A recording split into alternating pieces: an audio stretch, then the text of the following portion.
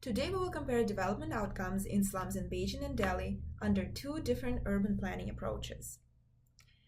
Most of urban growth is occurring and will continue to occur in the developing world, with China and India rapidly urbanizing. India has not yet crossed the 50% threshold, yet urbanization in both countries has contributed to lifting millions of people out of poverty. Over the last 3 decades, extreme poverty has declined notably in both countries, with China having a steeper and more drastic fall in poverty rates. China is also more urbanized than India, with rural areas declining in population, while India is still on its way of demographic transition.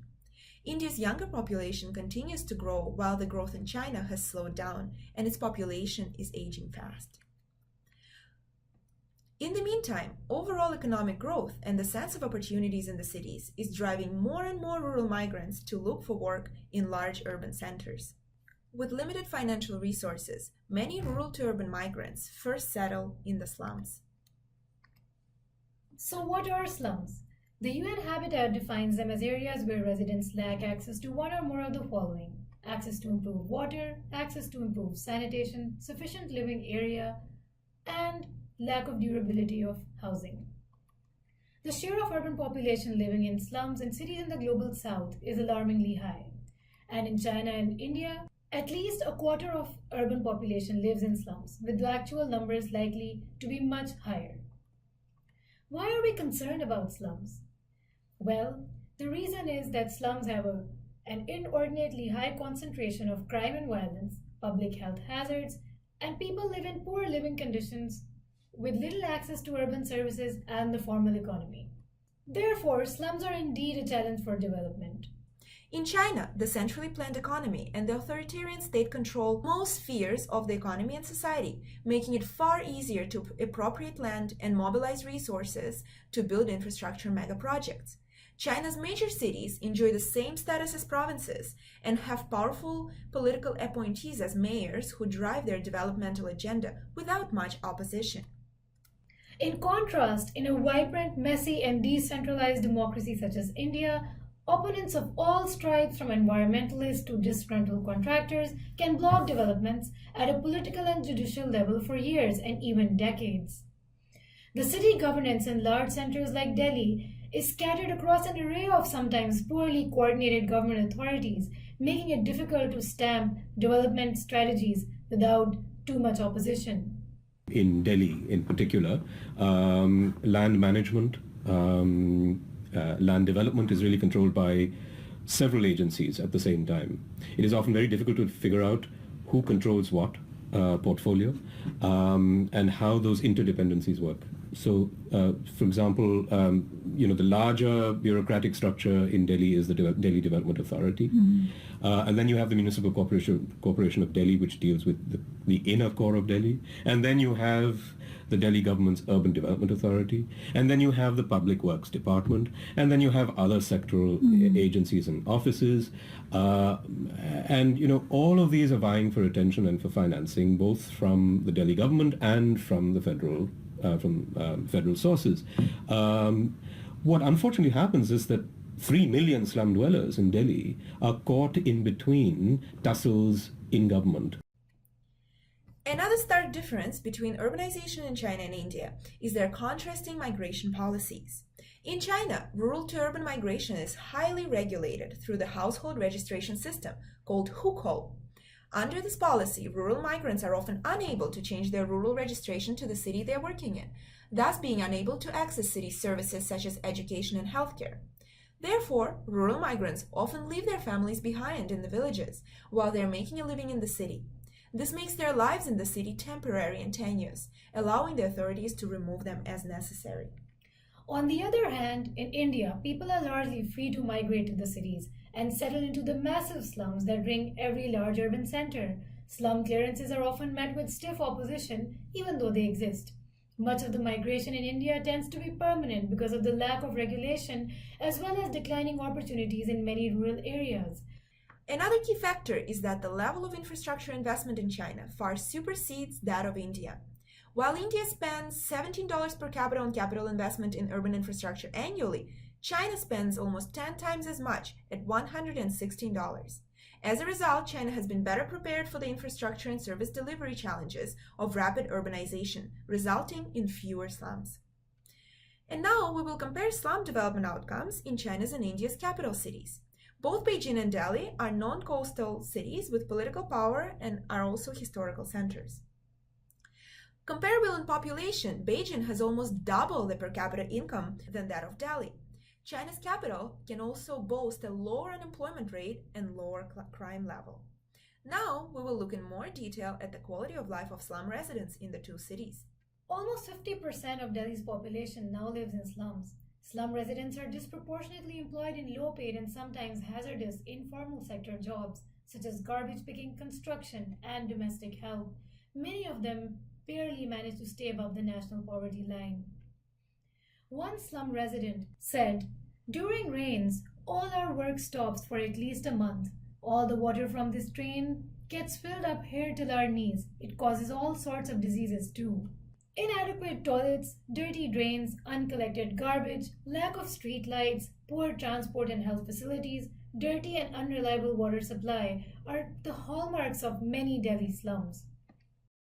Without adequate access to affordable housing in the formal sector, slum residents often fall prey to the ubiquitous land mafia in Delhi.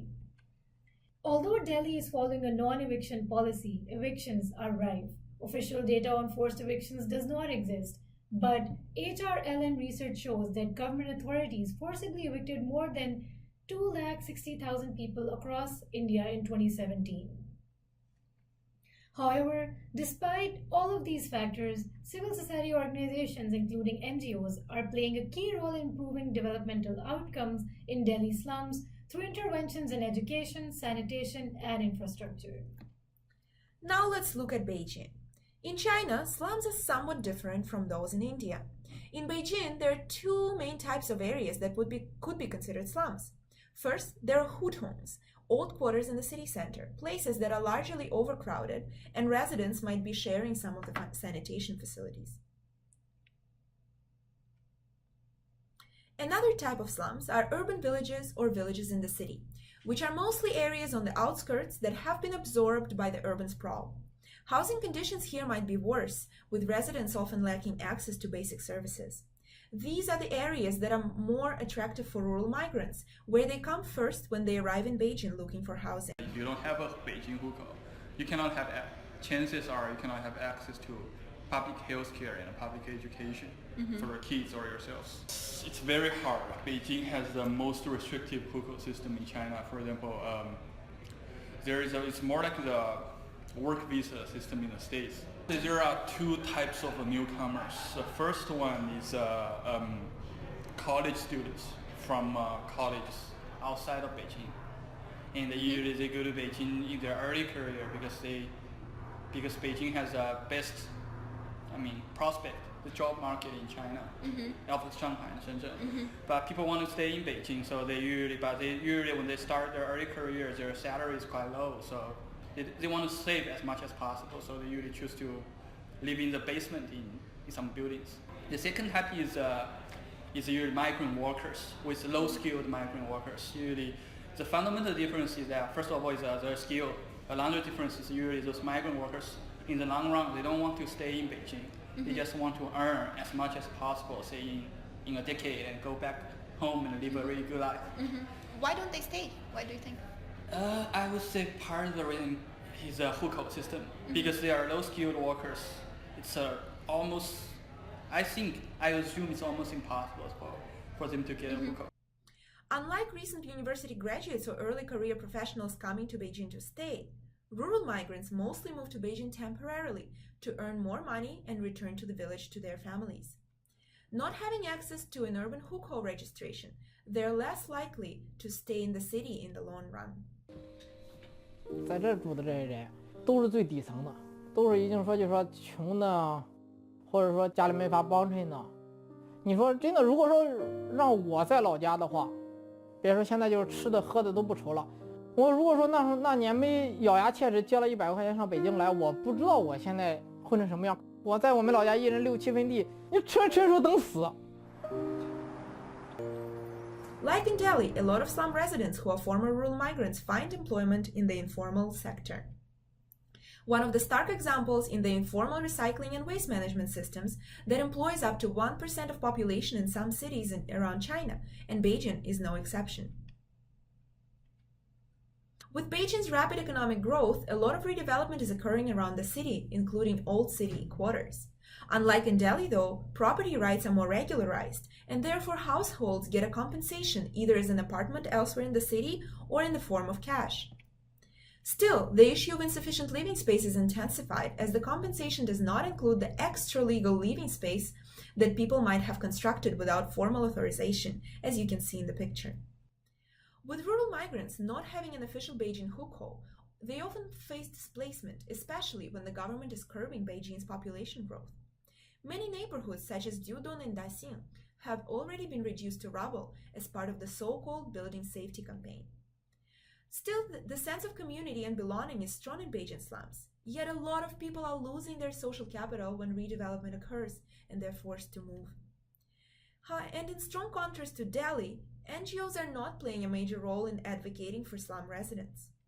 Neither example, the Beijing nor the Delhi example, is easy to characterize or define in simple enough terms.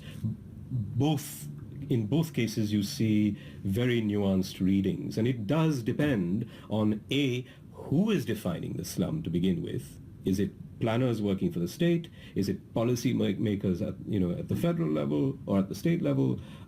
Is it the slum dweller herself? So what we observe is that in China, slum residents appear to be better off economically. In our tale of two systems, the centrally planned Chinese economy and major infrastructural investment have enabled lifting more people out of poverty, as they are benefiting from the strong economic growth nationwide, and especially in the cities and their slums. In India, though, the more democratic system has not been able to manage the rapid urbanization very well, yet a higher engagement of non-governmental organizations and the civil society indicate more freedoms for Indian citizens, including the freedom of movement that is more constrained by China's hukou system. However, China's growth has not come at no cost, with more precedent of family separation among the rural to urban migrants, while the community and family ties appear to be stronger in Indian slums. Therefore, many development policies may involve a trade-off between people's freedoms and economic growth. And policymakers need to keep that in mind while designing policies to facilitate specific desired outcomes. So far, in our tale of two cities, neither system appears to be perfect, but China's foresight and planning has benefited slum residents in raising their standards of living compared to the more spontaneous urban growth in India.